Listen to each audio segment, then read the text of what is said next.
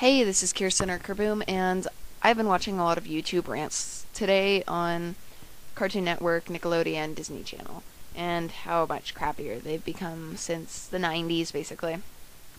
So I would like to start. I've done this a couple times, and I am struggling to keep under a 10-minute limit. So I'm just going to kind of run through this quickly. So, first of all, I would like to talk about the live action shows that are popping up on every channel. First of all, on Disney Channel, which has been completely overrun by these live action shows.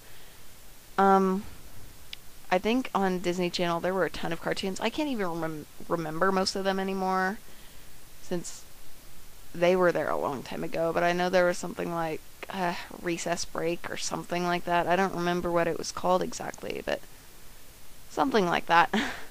And there was something with the blue dog, something like Teacher's Pet, and there was Buzz Lightyear. And those were okay shows. I really like the one with the blue dog, Teacher's Pet, or whatever. I don't. I've got to watch some of those again. But the live action shows on Disney now are awful, awful, awful. I really don't like the Disney Channel live action shows. Um, of course, there's the Hannah Montana, but there's also Sunny with a Chance, which is just a direct copy of iCarly and True Jackson and every other live action show Nickelodeon has ever come up with. But anyway, um, Cartoon Network at least went a different way with their live action shows and made it more of a, I don't know, Discovery Kids, if anyone has ever watched that channel. Cartoon Network live action shows are like Discovery Kids. The Other Siders is just like, there is a show. Well, either Truth or Scare or not, no, I don't, Mystery Hunters, I think it's called.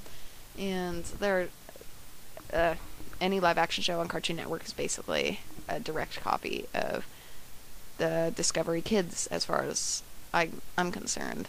It seems that Disney Channel and Nickelodeon all have the same plot for their live action shows. Like, basically, it's some kid, usually a teenage or tweenage girl, usually teenage, I think, has something super special happen to just them, which makes them popular for whatever reason.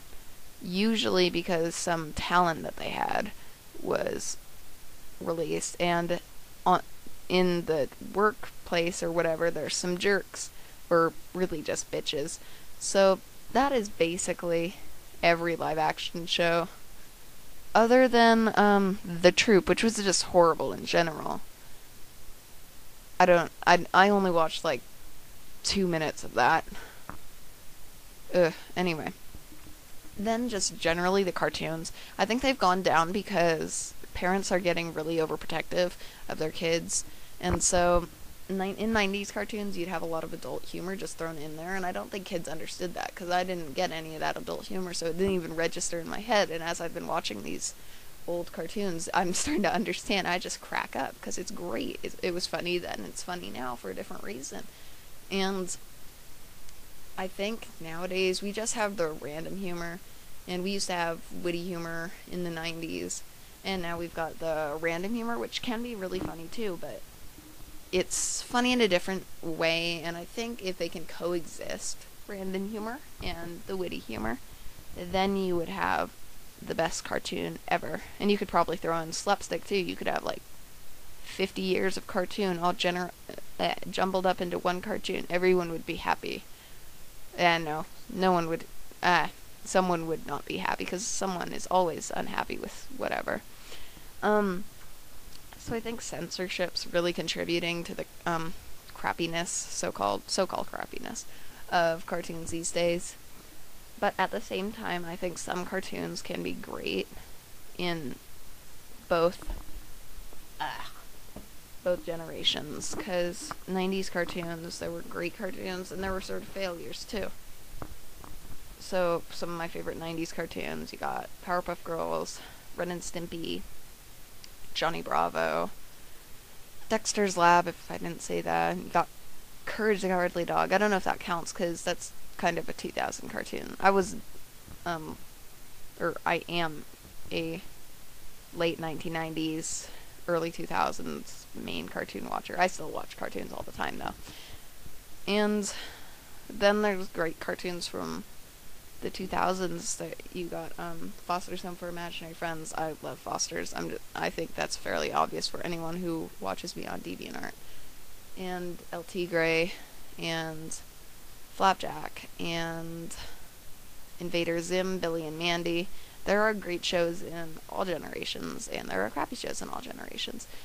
But I think what's kind of strange is with all this censorship that's going on, and then they air completely opposite things. They've got things in iCarly or whatever, their live action Nicktoons shows, commenting on how, or I don't know, the ideal figure for a girl or whatever, crazy stuff. And then on Cartoon Network, you've got your Total Drama, Total Drama Island. I'm pretty sure that's what it's called. And Total Drama Action, and now Total Drama World, I think. I don't know, they're just coming out with that, or at least I've seen ads as I've been watching Foster's on CartoonNetwork.com. So I guess it's just crazy world, and don't even get me started on the new SpongeBob's, because the humor in new SpongeBob's pretty much consists of SpongeBob being obnoxious and not childish anymore. He used to be childish, and now he's just obnoxious. And yeah, sort of too bad. Hopefully there will be more creativity in the world, but for now apparently there doesn't want to be. And I don't know if I mentioned how cartoons cost a lot more to create than live action shows do. I don't remember whether I've talked about that, but that might kind of contribute to the amount of live action shows that they're starting to air, because obviously big corporations in this economical environment are going to be thinking about what money they can make. So I think that's probably contributing to it too. And I'm just going to stop talking now, because you probably heard enough of me, and I have homework. Oh joy, jolly gee. That's it for me. Until next time or something like that. That is it.